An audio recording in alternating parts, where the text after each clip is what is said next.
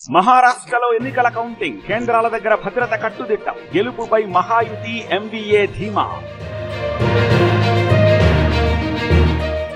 జార్ఖండ్ లో కౌంటింగ్ షురు, 81 సెంటర్లలో లెక్కింపు, కేంద్రాల దగ్గర 144 సెక్షన్.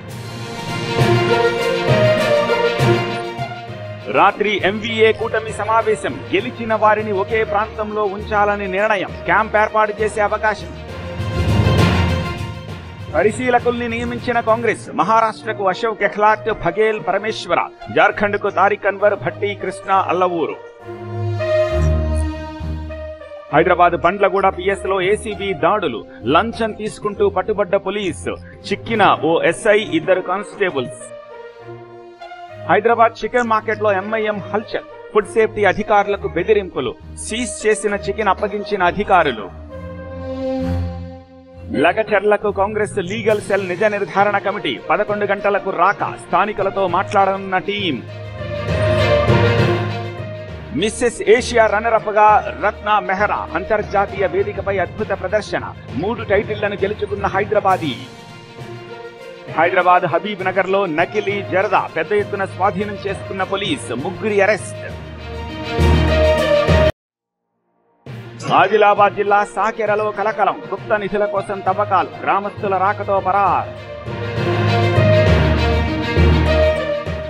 అదానీని అరెస్ట్ చేయాలని రాహుల్ అంటారు, రేవంత్ మాత్రం రెడ్ కార్పెట్ వేస్తారు. డబుల్ స్టాండర్డ్స్ ఏమిటన్న బీఆర్ఎస్. అదానీ ఒప్పందాలపై పునరాలోచిస్తాం, రాహుల్ మాటే తమ మాట అన్న మహేష్ గౌడ్. కేటీఆర్ అనుచరులు టచ్ లో ఉన్నారన్న నేత.